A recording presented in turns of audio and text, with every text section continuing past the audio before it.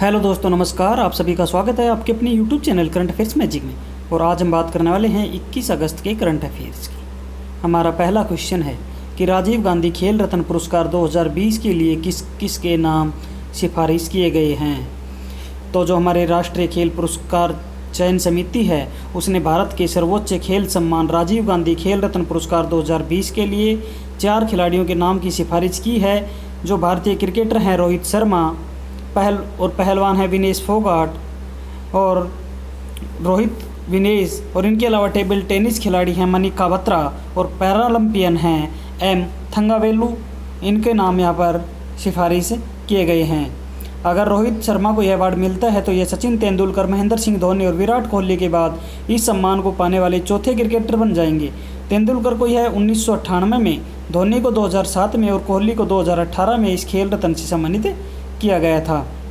अगर राजीव गांधी खेल रत्न पुरस्कार की बात करें तो इसकी शुरुआत 1991-92 में की गई थी और शतरंज ग्रांड मास्टर विश्वनाथन आनंद इस पुरस्कार को पाने वाले पहले खिलाड़ी थे। और खेल रत्न पुरस्कार के जो विजेता हैं उनको 7.5 लाख रुपए का पुरस्कार यहाँ पर मिलता है। राजीव गांधी खेल रत्न पुरस्कार एक वर्ष में अधिकतम 3 व्यक्तियों को दिया जा सकता है, लेकिन यह केवल दूसरी बार का मौका है जब पुरस्कार के लिए चार एथलीटों के नाम की यहाँ पर सिफारिश की गई है। इससे पहले साल 2016 में जो शटलर पीवी सिंधु हैं, जिम्नास्ट दीपा कर्माकर, शूटर जीतू राय और पहलवान साक्षी मलिक को यह पुरस्कार दिया गया था। राष्ट्रीय खेल पुरस्कारों में राजीव गांधी खेल रत्न पुरस्कार, अर्जुन पुरस्कार, द्रोणाचार्य पुरस्कार और ध्यानचंद पुरस्कार शामिल हैं, जिन्हें भारत के राष्ट्रपति के द्वारा हर साल 29 अगस्त को राष्ट्रपति भवन में प्रदान किए जाते हैं। और राष्ट्रीय खेल दिवस हर साल 29 अगस्त को हॉकी के जादूगर ध्यानचंद की जयंती के दिन मनाया जाता है। हमारा अगला क्वेश्चन है कि किस बैंक ने डिजिटल बचत खाता जन बचत खाता लॉन्च किया है। तो ये किया है फिनो पेमेंट्स बैंक के द्वारा। और फिनो पेमेंट्स बैंक के द्वारा आधार प्रमाणीकृत आधार डिजिटल बचत खाता जन बचत खाता लॉन्च किया गया है, जो उपभोक्ताओं को नियो बैंकिंग अनुभव प्रदान करेगा। और जन बचत खाता के अंतर्गत ग्राहक किसी भी फिनो शाखा अर्थात मर्चेंट पॉइंट पर फिंगरप्रिंट और ओटीपी के जरिए लेन देन करने में सक्षम होंगे, जबकि गैर फिनो केंद्रों पर उन्हें आधार प्रमाणित आवश्यकता होगी। और इससे पहले फिनो पेमेंट्स बैंक के एक विशिष्ट ग्राहक बेस को लक्षित करने के लिए शुभ और भविष्य बचत खातों का यहाँ पर शुभारंभ किया गया है। फिनो पेमेंट्स बैंक के अध्यक्ष हैं प्रोफेसर महेंद्र कुमार चौहान। इसकी स्थापना हुई थी 13 जुलाई 2006 को। इसके एमडी और सीईओ हैं ऋषि गुप्ता और इसका हेडक्वार्टर मुंबई महाराष्ट्र में स्थित है। हमारा अगला क्वेश्चन है कि अभिनव उपलब्धियों पर संस्थानों की अटल रैंकिंग ARIIA 2020 में शीर्ष स्थान पर कौन सी संस्था रही है। तो ये रही है IIT मद्रास। और मद्रास स्थित भारतीय प्रौद्योगिकी संस्थान यानी IIT ने भारत में सबसे बेहतर केंद्रीय वित्त पोषित संस्थाओं के लिए यानी कि Atal ranking of institute on innovation achievements इसके लिए शीर्ष स्थान बरकरार रखा है। और उपराष्ट्रपति वेंकैया नायडू के द्वारा 18 अगस्त 2020 को केंद्रीय शिक्षा मंत्री रमेश पोखरियाल निशंक की उपस्थिति में एक वर्चुअल कार्यक्रम के दौरान अभिनव उपलब्धियों पर संस्थानों की अटल रैंकिंग जारी की है, जो पहले नंबर पर है IIT मद्रास, दूसरे पे IIT बॉम्बे, तीसरे पे IIT दिल्ली और चौथे नंबर पर है IIC बेंगलोर और 5वें नंबर पर है IIT खड़गपुर। और पहली बार ARIIA 2020 रैंकिंग में महिलाओं के लिए उच्च शिक्षण संस्थाओं में एक विशेष श्रेणी शुरू की गई है। और इस जो श्रेणी के विजेता हैं वो हैं Avinashilingam institute for home science and higher education for women और दूसरे नंबर पर है Indira Gandhi Delhi technology university for women.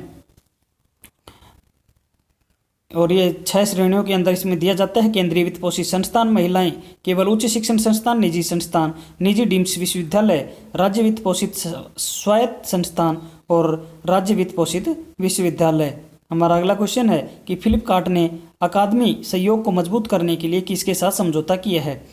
तो जो फ्लिपकार्ट है ये घरेलू ई-कॉमर्स कंपनी है और इसने भारतीय प्रौद्योगिकी संस्थान यानी IIT पटना के साथ में एक समझौता MOU पर हस्ताक्षर किए हैं। और ये समझौता ज्ञापन आर्टिफिशियल इंटेलिजेंस यानी AI, नेचुरल भाषा प्रसंस्करण यानी NLP और मशीन लर्निंग यानी ML के क्षेत्रों में केंद्रित अनुसंधान को प्रोत्साहित करने के लिए किया गया है।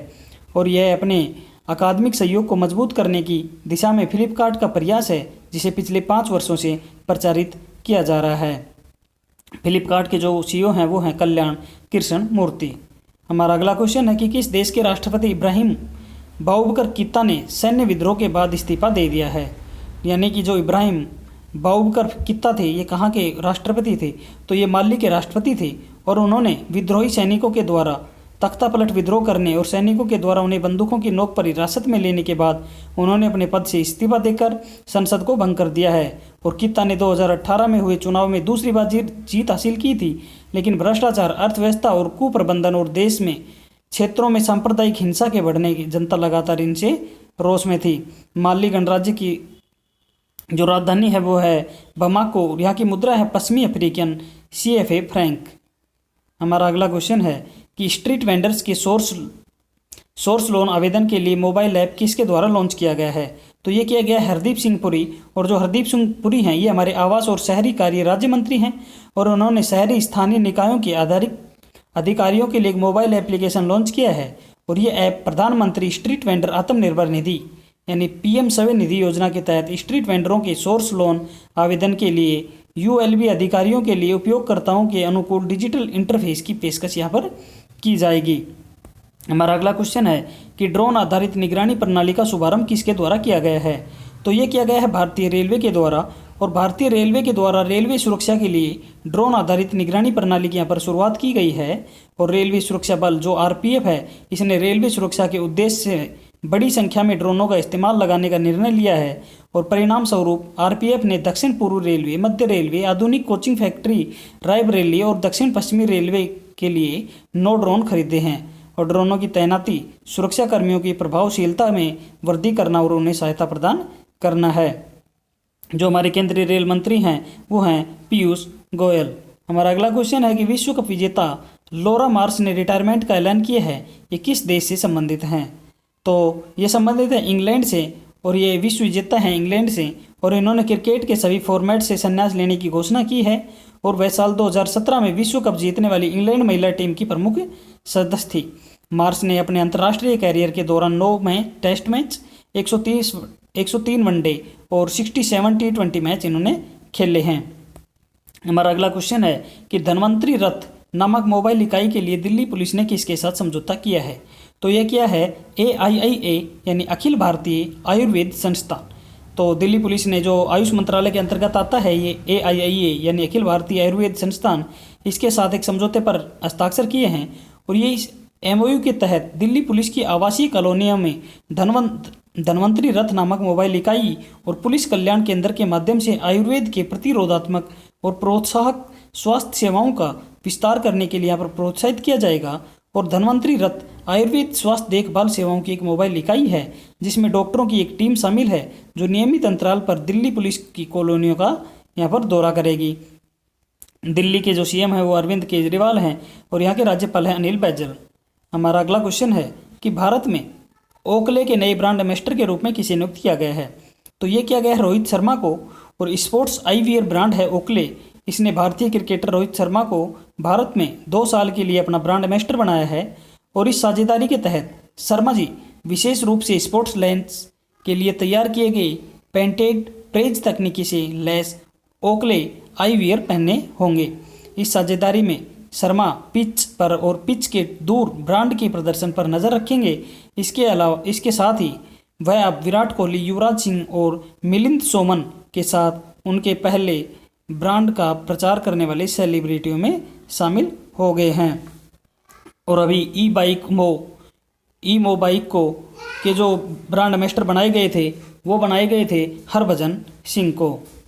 तो धन्यवाद दोस्तों, आज के लिए इतना ही। हम मिलते हैं नई वीडियो में नई अपडेट के साथ। तब तक पढ़ते रहिए, बढ़ते रहिए और आपके अपने YouTube channel current affairs magic को सब्सक्राइब करना ना भूलें। धन्यवाद।